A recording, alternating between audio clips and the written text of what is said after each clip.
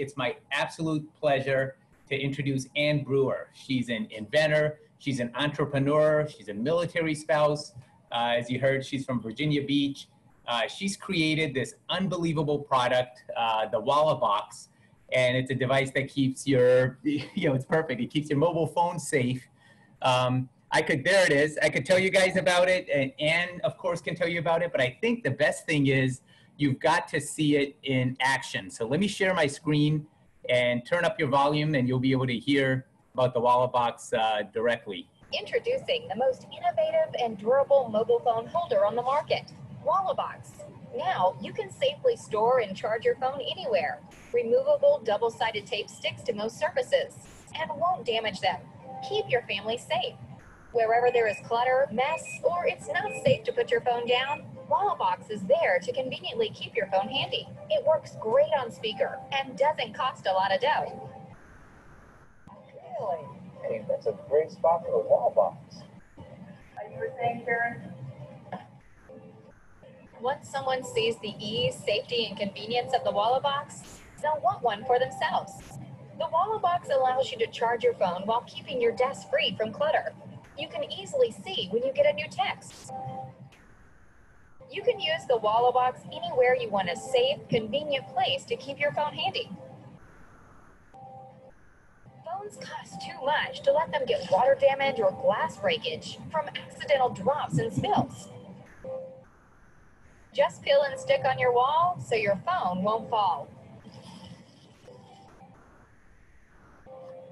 Hey, buddy, I got your text message. Oh, my gosh. That's awesome. I'm not talking about this. I'm talking about that. Oh, Wallabox? What is that? Very cool. One more hole. You're down one.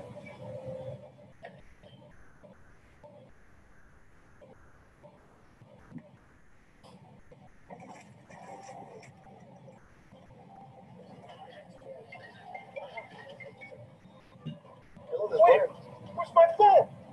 We gotta go back. We gotta go back. Come on. All right, I go back.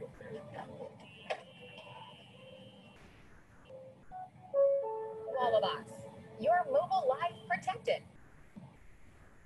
I love hearing the stories of what initially triggered somebody to even think about a product like this. So why don't you go into that and tell us a little bit about what started it all? Well, most girls carry our phones in our back pocket.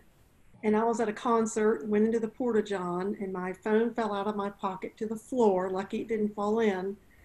But I was like, whoa, that's all my pictures and my contacts. And that just kind of opened my eyes that I started doing research right away. Even at that concert, looking around at all the girls with phones in their back pockets, I really started to notice even guys with their wallet in one pocket and their phone in the other. And I just started calling plumbers. I called the Porta-John company asking, what do you do if phones fall in? They say, we don't go back and get them. They're gone forever. Plumbers, they're like, it's $300 to repair a toilet. They have to pull the whole thing up to get the phone out. And just everywhere, all the stores I was looking, and grocery stores, movie theaters, nowhere for us to put our phones. And you are like a lot of inventors. You didn't set out to say, hey, let me invent a product. If you found it somewhere, you would just have bought it, and that would have been the end of this, right? Right. I could not believe. I just said, this is something. I literally, after 3 days, I started just using my daughter, in her shorts, and I was drawing on a napkin and pieces of paper and measuring, and just go, I don't want the little bit larger tablets. I'm not worried about those. These are just phones that we carry. There's 911. Now there's people are shooting videos, and I mean, it's just the phones have gotten more intense over the 5 years I've been doing this. This was back with like flip phones. It wasn't even, they weren't that expensive. So. Right. But even still, I mean, $300 it sounds like an awful lot to get your phone back. And who knows if it's even going to work, right? Yeah. Nowadays with the iPhones, I mean, it's not. So when I quickly drew, just a square, like the shape of the phone, and just said I need it big enough. Some girls have bling big cases. Yep. And it's big enough to fit. It's 1 inch deep, 4 inches across, 6 inches high, about the size of one of your larger, your index card. And it just, they each come with the removable 3M command strips, and just, they're endless of where you can put them. As you saw in the video, even a golf cart, there's boats, deer stands, your office, your car, they can go anywhere. Yeah, wow. And I absolutely love the simplicity of it. And as a patent attorney, I'm always getting questions from inventors like, is my idea complicated enough? And I think it's too simple. People forget that the coffee cup sleeve that goes over a cup of coffee is, the inventor, Jay Sorensen, made $20 million in licensing fees off that idea. So there is no, it has to be complicated requirement to get a patent. It has to solve a real problem that people have. It has to be unique, novel, and not obvious. And I understand you have, show us your patent if you have it there. I can't see y'all, but anyway, I hope you can see. This is. Yep. Well, everyone can see you fine. I don't know what happened with on our end, but this is many years in the making. And I just, if your audience out there is not seeing a patent, it just comes, it's like in a big, many pages to it. But it's fun to see the drawing of the whole Wallabox here described, and each page kind of shows what your I guess you can explain this more than me, front and back. And then we even have in my patent this with a cup holder. Oh, so wow. Yep. Like a stadium seat, they always have the cup holder, but they don't have a phone holder. Got it. So that's one of the beauties of a patent is all your, I guess you call them your claims. It could be made in different materials, and it could be stuck on with Velcro or magnets, or it's got all the details. So this is many years in the making. That's it. The beauty of a patent is that you can describe your idea, and it's in drawings and text, and you can describe it much broader than how you actually end up using it. So your rights are much broader than the Wallabox itself. So if a competitor tries infringing, like for example, the cup holder version, it's still your property. You still own that, whether you decide to launch that, or if you have, I'm not sure, but either way, you don't have to. That's the beauty of filing the patent, is you can protect basically the idea. So it's in your whatever's in your mind, you get that on paper. They don't ask for prototypes or working models. They do ask for drawings, and you saw several drawings: front, side, left side view, right side view, one perspective view, so that somebody can get an idea of how it works. But you said it was a battle. Tell us a little bit about that. It's not like you filed for the patent and 4 weeks later you got it. Right? Oh. That's not how it went. First of all, you're going to need way more money than you ever thought you ever needed, because this just goes and goes and goes. But I guess your first thing is to file your provision patent. Yep. As soon as you get your idea, as soon as I came up with this in like August, by September, we filed a provisional patent, and you keep that for a year, and it gives you a year to really justify, should I keep going on with this? And a lot of people are worried about protecting their idea. I was having samples made. They were handmade in a plastic factory in Georgia. They were glued together, and I was selling out of them at vendor shows in October. And you're not even in Georgia, so you were able to find this manufacturer there. Went on, I think it was thomasnet.com, thomasnet. And they have all these manufacturers, and I just said, I have an idea on a napkin. Can I send it to you? And and he cut out his plastic and put the front pocket on and had his back. This was solid piece. And we just had stickers made that said patent pending. And we had, the original name was called Potty Pocket, because of course, in the bathroom. With that portalet, right? The porta-john. And then I started really thinking these round toilet paper holders holding our square phones. And, you know, everything was really targeting the bathrooms. And then we became, gosh, I need this in the bedroom, but I needed a different name, Pocket Pals. And then once we really found, after that year of your provisional patent, we went for it, dove in and filed for the original, you know, the full patent. Right. And that took another year and a half. So you're already in 2.5 years, you're still selling your idea, you know, you're making your money, you're hitting each market that you think that you should go to. And that's one thing a lot of inventors don't realize, that, you know, for example, I have other attorneys that are friends of mine that do FDA approval work for medical devices. Now, if you're waiting for FDA approval, you can't do anything with your medical device. You can't sell it, you can't market it, you can't, you're basically stuck.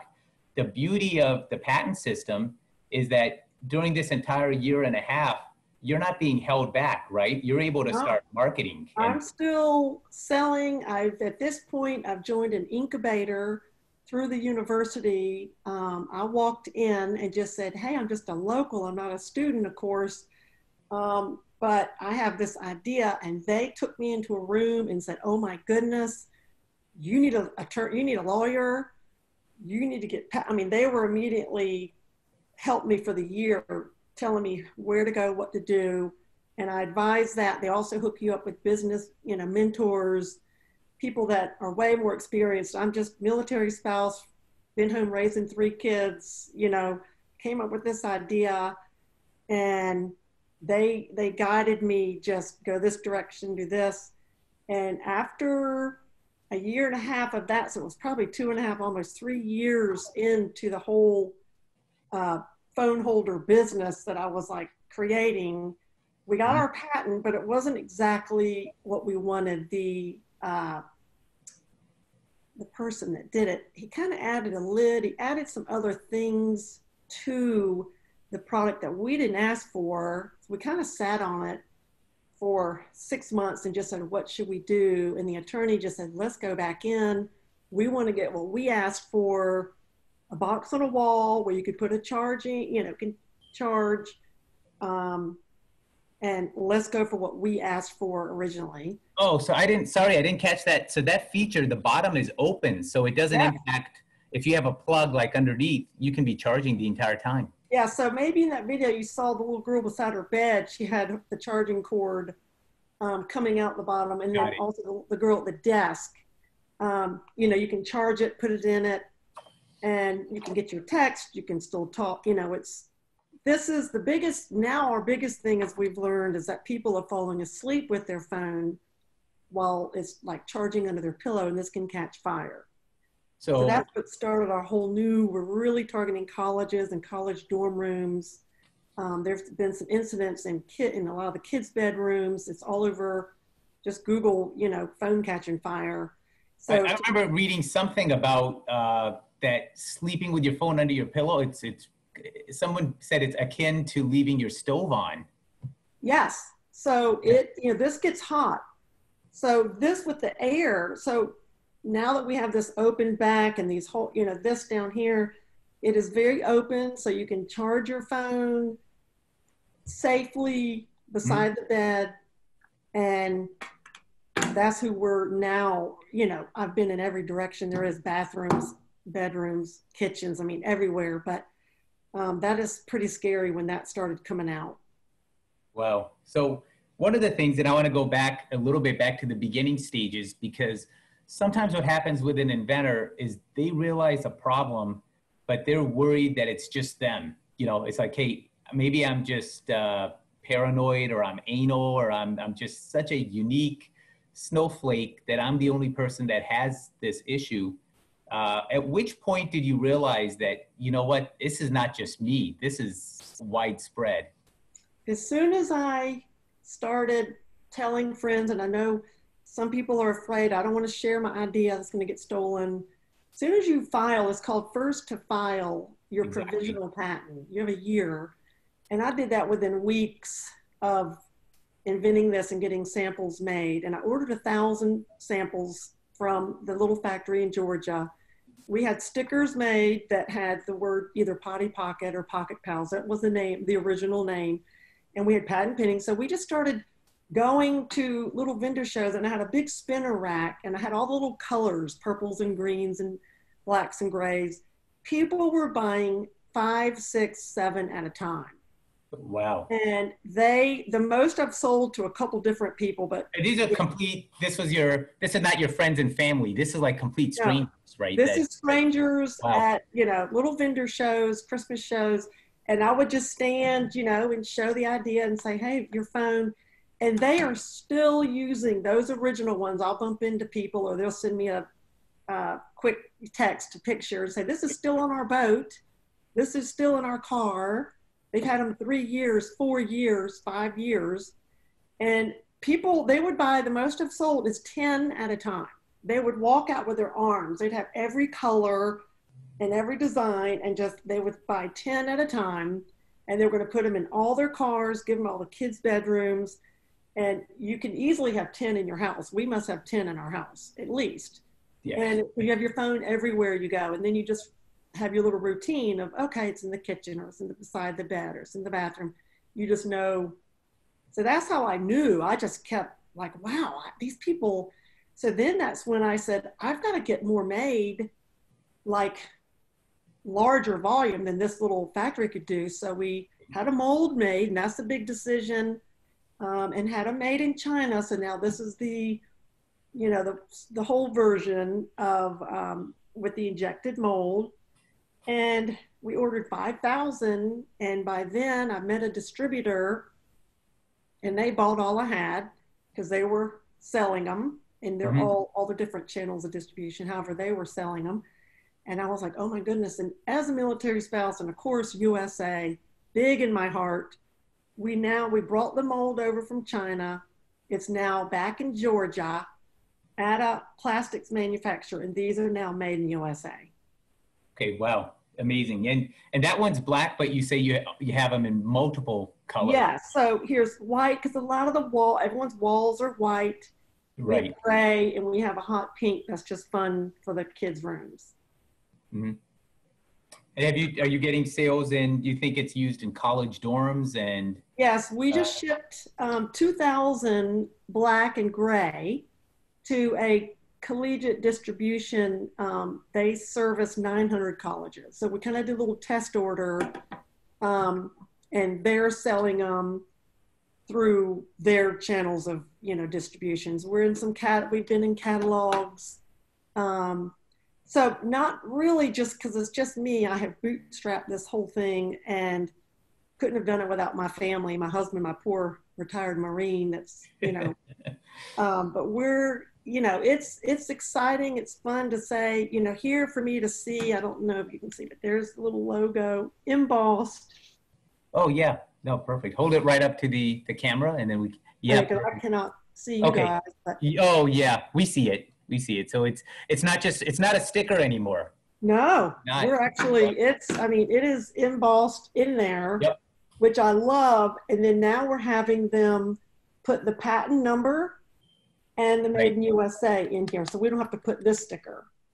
So it will actually have, they're actually going into the mold and going to put the patent number and the Made in USA. So did the patent examiner, and I know this is going back, and maybe it's too technical, did the patent examiner initially reject the patent and you had to argue back and forth with them? We kind of did. Now the first one I don't believe, but I think this one we did because it's very broad. Right. And that's when my attorney, he was like doing cartwheels when he got this. And he was like, Anne, do you understand you own a box on a wall with a hole at the bottom? Wow. I mean, this is so broad and so huge, and it's been worth the 5 years that, it took us, but it came back. We had to redo the drawings, resend it in, resubmit, put some more of the addendums or whatever into that. And the examiner, we just kept going back and forth. And finally, when it was issued, we were just doing cartwheels. We couldn't believe it. So it's a lot of times it's a battle between the examiner and the patent attorney, because I've had cases where the examiners are kind of closed-minded, and they, just because an idea is simple does not mean it's obvious. And the examiner may look at it, and just like you said, you described it as a box on the wall. The examiner might be like, hey, I'm not going to give somebody a patent on a box on a wall. But he doesn't have that discretion. If it's unique, if it's new, if no one's done it before, then then a good patent attorney will push back and say, hey, listen, I don't care what your judgment is. You have to find patents to reject me. You can't just base it on your own common sense or what you think is really not that important. If you think this is already done and it's not a new idea, then find me the patent where somebody else has it. So I'm glad that's a phenomenal ending to your patent battle, is to have it granted. Yeah, so now that we've got this baby and we've got the mold, that took me almost a year to get it out of China, and fingers crossed, I took a big leap of faith that the mold would work in the US on our machines here, and just was so thankful we got it, we got it over here. And now that we're kind of getting all those bells and whistles done, and we can start sending some cease and desist letters. There's 2 or 3 little companies out there, which I'm not that way, it depends. It takes a lot of money to sue and get people. It's a big world out there. There's plenty of room for everyone to. But the nice thing is you've got, first of all, you're first to market. So you've got name recognition, you've got distribution in place. But the nice thing now is a lot of the sales, if they're online through Amazon or eBay, you don't have to yourself go out and start suing a bunch of competitors, because you simply notify Amazon through their administrative proceedings, and they help stop competing products. You have to prove you have a patent. You have to prove you have intellectual property rights. But that's made it easier today to do. But it's wonderful to hear this. For our inventors out there, what was a hurdle that something that you think you did the hard way, that if you had to go through this again, you would do differently? You need to go with your own gut. I love all the business mentors that I have, and they'll guide you, and it's time to go big or go home. This is such a huge idea. They need to be on every seat back in the stadium, because they're begging us to bring our phones for all the social media. They can't even keep up with the Wi-Fi in the stadiums. And if college kids, they don't have Wi-Fi, they're out. Right. And so there's just a cup holder on the seat, and you're putting your square phone. That's for your beer, your Coca-Cola, So for a year, we did nothing but try to sell into stadiums. And that started to become a huge sponsorship issue. And that's way out of our league. And so we did nothing for a year, no sales. And it was like, okay, stop, halt. I'm going back where I know, back to the consumer. This was that was a beast. If we had Gatorade sponsor us to put 50,000 of these, then all of a sudden Gatorade pulled out. They were like, well, how are you going to get these out? How are you going to, it was a nightmare. So I'm super excited. And right at that time, a woman who said, gosh, I love your idea, but she's a branding genius, I would call her. She rebranded us to Wallabox with, the Wallaby, the colors, the black, green, gold. The Wallaby has the pouch that carries its precious asset, like your phone. Well, do you have trademarks also on? Yes. So and that took 6 to 8 months to get the trademark on Wallabox, and your mobile life protected is our tagline, and that is also trademarked. Oh, I love that. So Jenny, if you're is our moderator, she's on here. Do you have is there a website where anyone interested in buying or finding out more about your story or anything that they can go to? And Jenny will put that in the chat box. Yes, that's www.mywallabox.com. Okay, terrific. I see that just went up in the chat box, and we're going to have, for anyone that maybe joined late or or had to leave early, we're going to be, this entire interview is live on our Facebook page. We have a mastermind called the Inventors Mastermind, where I believe there's close to 2,000 inventors helping inventors. I'm the moderator, so I kind of watch, and every once in a while I'll see some advice that's way off base, and I'll bounce in and I'll say, no, wait a minute, you can't, that's not true anymore. One example is this concept of the poor man's patent, where there's a myth out there that's just not dying, that you can put your idea, you can write up your idea on a sheet of paper, put it in an envelope, and mail the envelope to yourself, and that's somehow going to give you some protection. Now, you mentioned first to file, and that was a big change in 2013. So now that the law is first to file, that doesn't do anything for you. So mailing your idea to yourself in an envelope is not going to protect you. And I still, in my mastermind, and I see Jenny's posted the URL for the mastermind in the chat box as well. I still see somebody saying, well, listen, why don't you start by mailing your idea to yourself? And that's when I have to bounce in and say, no, no, no, that's not doing anything. So anyone that's interested, if you have more questions, feel free to go to the Inventors Mastermind, go to Anne's website as well. That's in the chat box, and we can go there. And I promise these days, because of this pandemic, everybody is zoomed out. So I make a promise to my viewers that we're going to keep this call to a half hour. We're almost out of time, but is there any parting advice you want to leave for an inventor with a new idea? Like something you wish somebody would have told you when you started? Definitely hire a good attorney. Don't try to do it yourself. I do know, but it's hard for me to say, it's probably half and half. A lot of people file their own provisional patent for like $500 or whatever it may cost. Then they'll go on and try to do their patent, or you're going to get what you pay for. I believe in the professionals doing their job. You know, we're the idea people. I love being out in front of people and selling and promoting products, promoting. So I don't want all the legal jumbo mumbo, but that's my biggest thing, was trying to figure it out myself.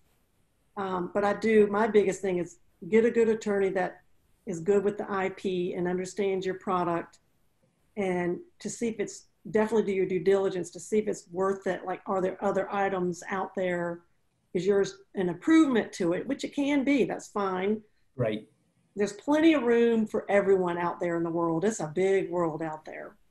No, that's a great viewpoint to take. And I see absolutely why it's real advice, but it's hard advice to give sometimes, because being an inventor, you know that how cash strapped things are at the beginning. So I can notice that hesitation when you say, go and get properly protected, get the patent. But there's a part of you that says, oh my God, this, people are, a lot of inventors, especially they're creating something new. They may have day jobs. They might be working as a teacher or as an engineer, and this is something they're funding on the side. So it's good advice, but it is hard advice to give, because I understand completely how difficult it is. And anyone that's an inventor that's been through the process knows that it's tough. It might be the right advice, but it's bitter medicine sometimes, because how do you take that precious little funding you have that you could use for advertising, you could use for marketing, you could use for prototypes. It can go 100 different places. That money's going to be gone quick. Yes, you are nickeled and dimed to death. And Right. You're never in a straight line. It is like a pinball machine, and you're just bouncing around, and just every day is a different day. So absolutely. So we're out of time, and I cannot thank you enough. It's been an absolute pleasure to have an inspiring inventor like yourself kind of tell us about your journey and what you've been through. Again, guys, if you have more questions for Anne, we put the website in the chat box. Also, the Inventors Mastermind is our private Facebook group where inventors are mentoring inventors. Jenny can post that up again in the chat box, so feel free to visit there. And hopefully, Anne, we'll have you come back in a bit and get an update from you. This is phenomenal. Yes. Thank you so much for having me. All right. Thanks, guys. Have a wonderful Friday and the rest of your weekend.